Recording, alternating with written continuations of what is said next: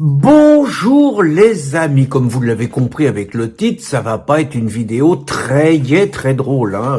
Écoutez, nous tous, dans 3 semaines, en principe, on va passer Noël avec les gens qu'on aime. Moi, ça va être le cas, les enfants, les petits-enfants, des proches et tout, avec ces moments magiques où, bon, d'abord, on se retrouve quand on n'habite pas trop à côté les uns des autres, où chacun fait des efforts pour que ça soit une soirée inoubliable pour ceux qui sont parents, pour ceux qui sont grands-parents, la joie de voir les enfants déballer leurs cadeaux, le côté émerveillé, le mythe du Père Noël, tout ça, quoi. Et on finit par se dire que c'est quelque chose de naturel, de normal, et finalement, quand on voit l'ensemble des faits divers, l'ensemble des crimes, l'ensemble de l'ensauvagement de la France, on finit presque par se dire qu'on est des chanceux, des privilégiés de ne pas être frappés par les drames qui frappent tous les ans des centaines et des centaines d'entre nous.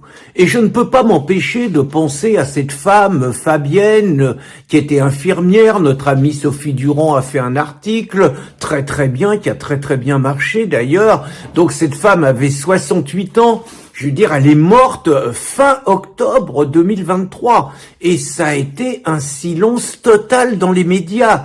Il y a que le site F2 Souche qui a révélé ça, les réseaux sociaux, et là, nous, on a un peu mis le paquet aussi. Et puis, la belle-sœur de Fabienne, donc, a tenu à rencontrer Éric Zemmour pour témoigner un petit peu de la réalité de ce que les médias ont eu. Donc, c'est une femme qui avait 4 enfants, qui avait 9 petits-enfants, qui était une belle femme, qui avait été infirmière toute sa vie, qui manifestement s'entretenait puisqu'elle allait au sport, et elle tombe sur un cambrioleur chez elle au moment où elle va au sport, et on va dire le supplice, le calvaire, le massacre commence.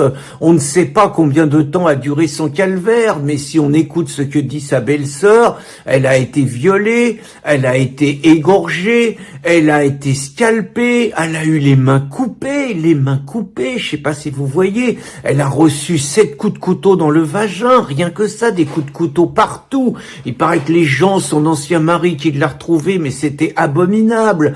Un migrant de 17 ans, un Ivoirien, qu'est-ce que foutaient ces tordures, cette pourriture en France? Et je pense à ces 4 enfants, ça va être Noël dans 3 semaines. Je sais même pas s'ils pourront fêter Noël, mais comment ils vivent depuis fin octobre avec en permanence cette obsession de leur mère, de leur grand-mère, de penser à ses derniers instants, comment elle a vécu, ce qui a été son calvaire, ce qui a été ses souffrances, tout ce qu'elle a ressenti, mais c'est à devenir fou, c'est à se cogner la tête contre les murs, c'est à prendre un flingue et à aller buter les premiers qui ressemblent aux salopards qui a tué leur mère, qui a tué leur grand-mère, enfin tellement c'est insupportable et on ne peut pas ne pas penser, mais à la même chose aux parents de Thomas qui vient de perdre la vie il y a 15 jours à Crépol, aux parents de Lola. On peut pas ne pas penser à la famille de ce vieux monsieur à Pau qui s'est fait massacrer toujours par un clandestin. C'est toujours le même profil. Éric Zemmour le disait, c'est toujours les Thomas qui sont tués par les Chaïds et ça va peut-être lui valoir un procès, mais c'est tellement évident, c'est tellement toujours ça. Ce vieux monsieur de 86 ans massacré à coups de poing chez lui. Vous imaginez ses enfants, ses petits-enfants, peut-être ses arrière-petits-enfants, se dire que papy, il en a pris plein la tranche, il a eu une fin de vie atroce et tout. Mais enfin, c'est affreux. Et puis, comment pas penser, parmi les gens un peu connus, la famille des enseignants, de Samuel Paty, la famille de Dominique Bernard, la famille de Philippe Mondguillot, cette femme absolument admirable et ses 3 filles, Philippe Mondguillot, 59 piges, massacré à coups de pied dans la tête pendant plus de 2 minutes par des racailles. Je veux dire, le mec, mais une fin de vie absolument atroce. Et puis comment ne pas penser à nos jeunes Parce que Thomas, c'est sa jeunesse qui a vraiment bouleversé toute la France.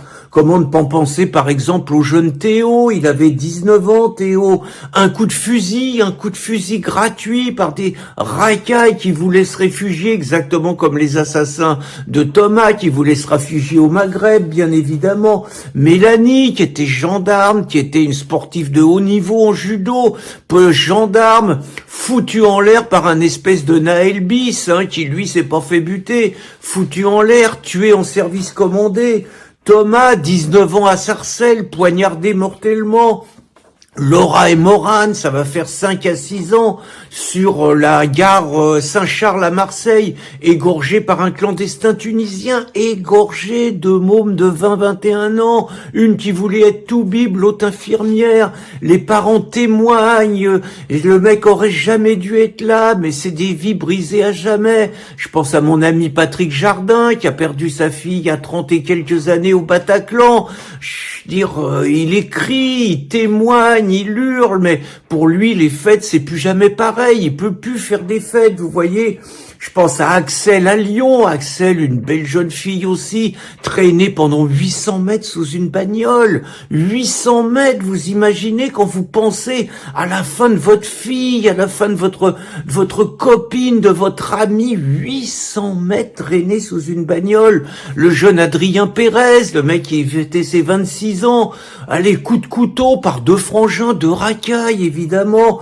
Le jeune Timothy, 19 ans à Villeurbanne, un islamo qu'on présente comme déséquilibré, mais qui racontait quand même, qui demandait aux gens qui plantaient avant s'ils étaient musulmans ou pas, et qui plantaient pas les non-musulmans, qui plantaient pas les meuse, mais qui plantaient les autres. Timothy, 19 ans, tué, et puis tellement d'autres qu'on connaît moins, qu'on médiatise moins, mais qui quelque part ensanglantent la France tous les jours, et on peut pas ne pas s'empêcher, à ces fêtes de Noël, à ces fêtes de fin d'année, à ces anniversaires dont nous avons encore la chance de profiter, parce que nous sommes épargnés, mais que des centaines et des centaines de familles ne pourront plus jamais savourer comme avant.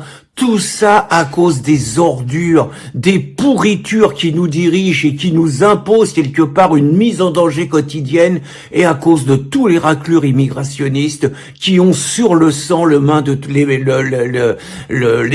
qui ont sur les mains le sang de toutes ces victimes, de tous ces martyrs.